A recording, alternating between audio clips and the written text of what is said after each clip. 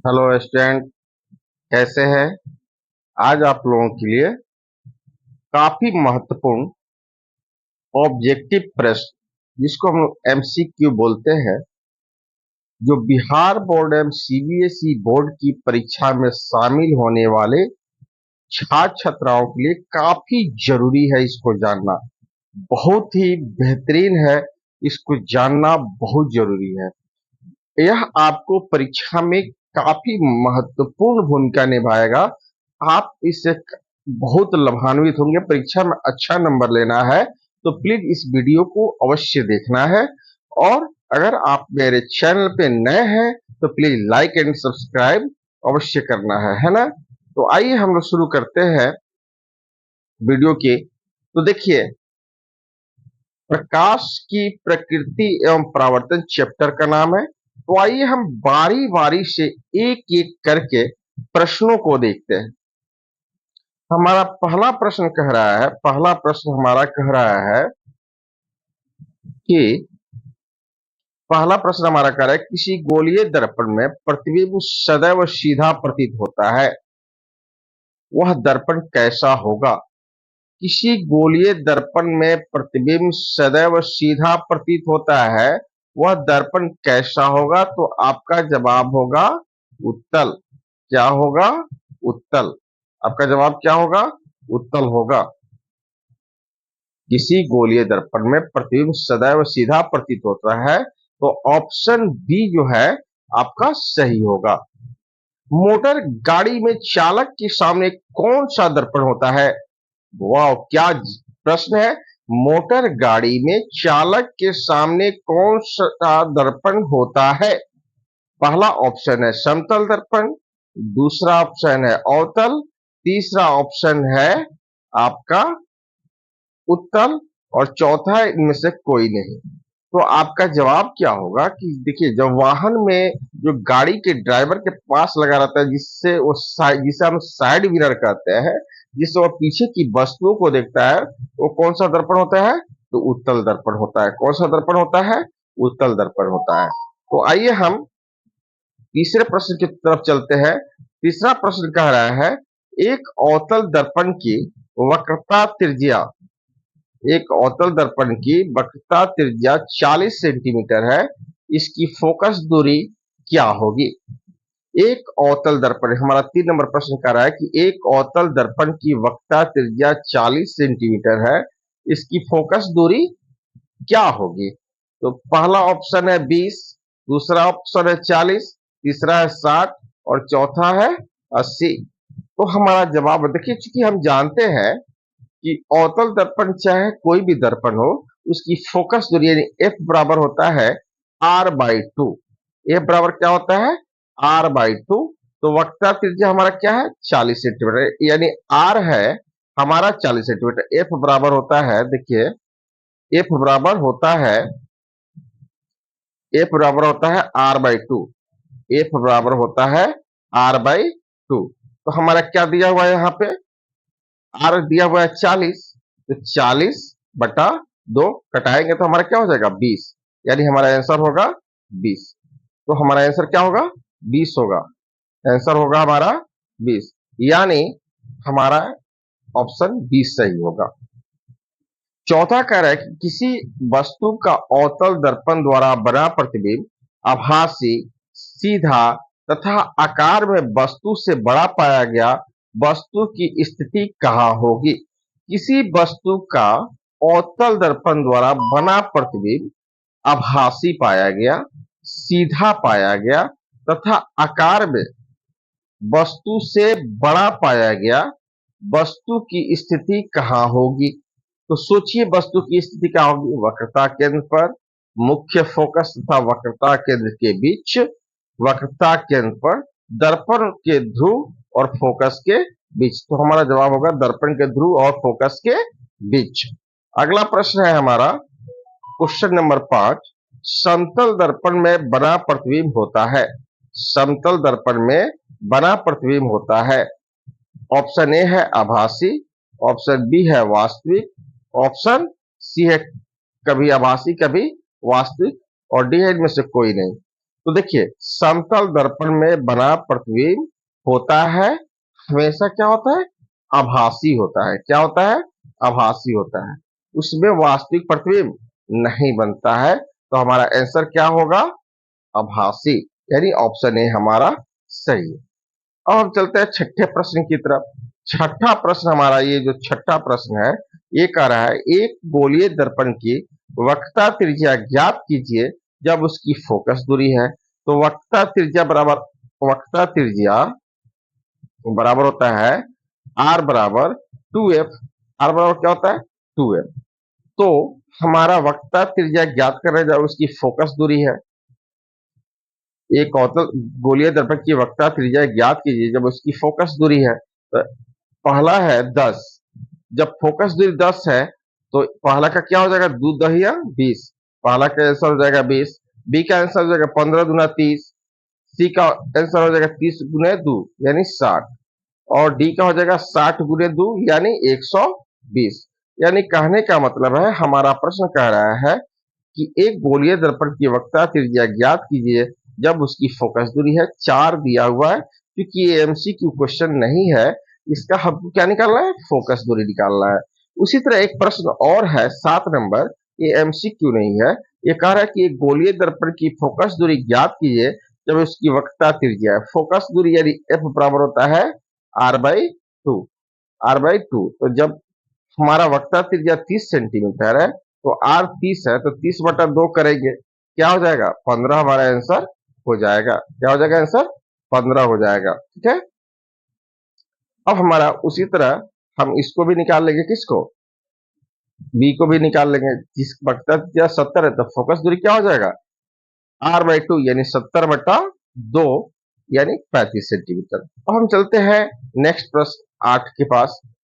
तो 8 में लिखा हुआ है जब प्रकाश की किरण किसी चिकने पॉलिश की हुई सतह पर पहुंचती है और वापस लौटती है तो इस घटना को क्या कहते हैं, प्रकाश का परावर्तन कहते हैं। क्या कहते हैं, जब प्रकाश की किरण किसी चिकने पॉलिश की हुई सतह पर पहुंचती है और वापस लौटती है तो इस घटना को क्या कहते हैं। तो अपवर्तन में क्या होता है, वो एक माध्यम से दूसरे माध्यम में किरण चली जाती है। प्रकीर्णन में क्या होता है, कि छोटे छोटे कणों से टकरा करके इधर उधर वो क्या होती है, मुड़ जाती है।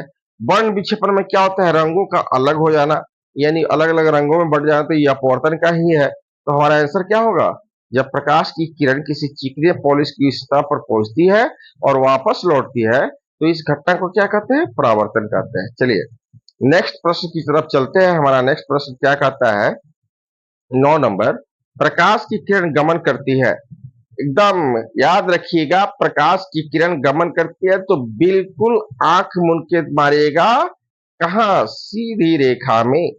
प्रकाश की किरण गमन करती है सीधी रेखा में, इसमें नो लेकिन किंतु परंतु, सीधा सा जवाब, प्रकाश की किरण गमन करती है तो सीधी रेखा में आपका आंसर होगा, यानी ऑप्शन ए आपका सही है। अब हम चलते हैं क्वेश्चन नंबर 10 में।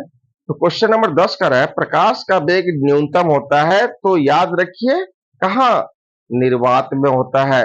प्रकाश का वेग न्यूनतम कहां होता है, प्रकाश का वेग न्यूनतम होता है कांच में, सॉरी, प्रकाश का वेग न्यूनतम होता है कांच में और अधिकतम होता है निर्वात में। अधिकतम कहां होता है, निर्वात में, और न्यूनतम कहां होता है, कांच में। चलिए अगर हम नेक्स्ट प्रश्न की तरफ चलते हैं कि नेक्स्ट प्रश्न हमारा क्या दिया हुआ है ना, नेक्स्ट प्रश्न हमारा क्या दिया हुआ है, तो उसको देखते हैं कि हमारा नेक्स्ट प्रश्न क्या है। नेक्स्ट प्रश्न है हमारा, अगला प्रश्न, मोटर गाड़ी के चालक के सामने लगा रहता है। तो यार बिल्कुल अभी हम लोगों ने देखा कि मोटर गाड़ी के चालक के सामने क्या लगा रहता है, मोटर गाड़ी के चालक के सामने हमारा क्या लगा रहता है, तो उत्तल दर्पण। मोटर गाड़ी के चालक के सामने कौन सा दर्पण लगा रहता है, तो उत्तल दर्पण, यानी हमारा ऑप्शन बी सही है। अब हम चलते हैं 12 नंबर प्रश्न की तरफ। तो 12 नंबर प्रश्न में कह रहा है कि मोटर गाड़ी के हेडलाइट में किसका प्रयोग होता है। मोटर गाड़ी के हेडलाइट में समतल दर्पण नहीं होगा, बी है उत्तल दर्पण नहीं होगा, सी है अवतल दर्पण 100% होगा, और उत्तल लेंस नहीं होगा। ठीक है, तो हमारा ऑप्शन क्या होगा, हमारा ऑप्शन सी सही होगा। मोटर गाड़ी के हेडलाइट में किसका प्रयोग होता है? तो हमारा ऑप्शन होगा सी, यानी अवतल दर्पण का प्रयोग होता है। चलिए क्वेश्चन नंबर हम 13 को देखते हैं कि क्वेश्चन नंबर 13 क्या कहता है। तो समतल दर्पण द्वारा बना प्रतिबिंब होता है। समतल दर्पण द्वारा बना प्रतिबिंब होता है। तो देखिए इसमें लिख रहा है वास्तविक, काल्पनिक, दोनों, इनमें से कोई नहीं। तो आपका जवाब होगा कि समतल दर्पण में कैसा प्रतिबिंब बनता है? वास्तविक प्रतिबिंब बनता है। समतल दर्पण में कैसा प्रतिबिंब बनता है? सॉरी, समतल दर्पण में वास्तविक नहीं, काल्पनिक प्रतिबिंब बनता है। समतल दर्पण में कैसा प्रतिबिंब बनता है? काल्पनिक प्रतिबिंब बनता है। अब चलिए 14 नंबर प्रश्न को देखते हैं क्या कहता है। तो 14 नंबर प्रश्न में कह रहा है कि प्रकाश की किरणों का पथ दर्शाने वाले चित्रों को कहा जाता है। यानी प्रकाश की किरण का जो पथ दिखाने वाला चित्र बनाया जाता है उसको क्या कहते हैं? तो पहला है किरण आरेख, दूसरा है फोकस, तीसरा है किरण पुंज, चौथा इनमें से सभी। तो देखिए प्रकाश की किरणों का पथ दर्शाने वाले को हम लोग कहते हैं किरण आरेख, यानी ऑप्शन ए हमारा सही होगा। अब हम चलते हैं नेक्स्ट प्रश्न की तरफ। वो है क्वेश्चन नंबर हमारा 15। क्वेश्चन नंबर 15 क्या कह रहा है? प्रकाश की किरणों के समूह को कहते हैं, तो बिल्कुल किरण पुंज कहते हैं। प्रकाश की किरणों के समूह को क्या कहते हैं? किरण पुंज। देखिए प्रकाश की किरणों के समूह को कहते हैं, पहला दिया है प्रकाश स्रोत। तो प्रकाश स्रोत तो वो हुआ जहां से प्रकाश निकलती है। बी है किरण पुंज, यानी किरणों के एक से अधिक किरणों के समूह को क्या बोलते हैं? किरण पुंज बोलते हैं। प्रदीप, यानी वैसी वस्तु जो स्वयं प्रकाश उत्पन्न करे उसे प्रदीप्त कहेंगे। प्रकीर्णन का मतलब हुआ जब प्रकाश की किरण किसी सूक्ष्म कणों से टकरा करके इधर उधर मुड़ जाती है तो उसको हम क्या बोलते हैं? प्रकीर्णन। यानी हमारा प्रश्न कह रहा है कि प्रकाश की किरणें के समूह को क्या कहते हैं? तो हमारा ऑप्शन बी सही होगा, 100% किरण पुंज। चलिए नेक्स्ट प्रश्न की तरफ चलते हैं। क्वेश्चन नंबर 16 इसमें कह रहा है किस दर्पण से हमेशा वस्तु से छोटा प्रतिबिंब प्राप्त होता है? किस दर्पण से हमेशा वस्तु से छोटा प्रतिबिंब प्राप्त होता है? तो आंख मूंद के मारिएगा, उत्तल दर्पण। कौन सा दर्पण? उत्तल दर्पण, यानी आपका ऑप्शन बी सही होगा। क्योंकि ऑप्शन ए में कह रहा है समतल दर्पण, तो समतल दर्पण जो होता है इसमें वस्तु के बराबर प्रतिबिंब बनता है। अवतल दर्पण इसमें वस्तु से बड़ा प्रतिबिंब बनता है। और उत्तल दर्पण यानी हमारा ऑप्शन जो बी है इसमें वस्तु से छोटा प्रतिबिंब बनता है। अतः हमारा आंसर क्या होगा? ऑप्शन बी होगा, उत्तल दर्पण। अब हम चलते हैं नेक्स्ट क्वेश्चन 17 नंबर पे। किस दर्पण से वस्तु का बड़ा प्रतिबिंब बनता है? तो अभी जस्ट मैंने आपको बताया वो दर्पण कौन है? अवतल दर्पण। चलिए अब नेक्स्ट प्रश्न चलते हैं 18 पे। प्रकाश के परावर्तन के कितने नियम है? तो आप जानते हैं प्रकाश के परावर्तन के दो नियम होते हैं। कौन कौन? पहला नियम होता है कि आपतित किरण, परावर्तित किरण और अभिलंब तीनों एक ही तल में होते हैं। दूसरा, आपतन कोण परावर्तन कोण के बराबर होता है। अतः प्रश्न संख्या 18 का हमारा ऑप्शन बी 100% सही होगा। यानी प्रकाश के परावर्तन के कितने नियम है? तो दो नियम है। 19 नंबर प्रश्न कह रहा है साइड मिरर के रूप में प्रयोग होता है। साइड मिरर, अभी तक कई गो प्रश्न हम लोगों ने देख लिया। उत्तल दर्पण। साइड मिरर के रूप में किसका प्रयोग होता है? आंख मूंद के मारिएगा, उत्तल दर्पण। और 20 नंबर प्रश्न है कि एक अवतल दर्पण की फोकस दूरी 10 सेंटीमीटर है तो उसकी वक्रता त्रिज्या होगी। तो आर बराबर अभी आपने पढ़ा, आर बराबर क्या होता है? आर बराबर 2f, यानी इसकी फोकस दूरी 10 दिया हुआ है तो इसकी वक्रता त्रिज्या तो 2 गुने 10 क्या हो जाएगा? 20 हो जाएगा, 20 हो जाएगा। तो इसमें देखिए ऑप्शन क्या है? ऑप्शन बी जो है, ऑप्शन बी ये लिखा हुआ है यहाँ पे, ऑप्शन बी हमारा सही होगा। यानी एक अवतल दर्पण की फोकस दूरी 10 सेंटीमीटर तो इसकी वक्रता त्रिज्या क्या होगी? 20 सेंटीमीटर होगी। यानी 20 नंबर प्रश्न का हमारा ऑप्शन बी 100% सही होगा। अब चलते हैं 21 नंबर प्रश्न के पास। किसके पास?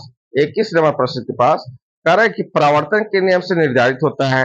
तो देखिए आपतन कोण बराबर परावर्तन कोण, परावर्तन कोण बराबर अपवर्तन कोण, आपतन कोण बराबर विचलन कोण। तो देखिए विचलन कोण आपतन कोण कोई संबंध नहीं है।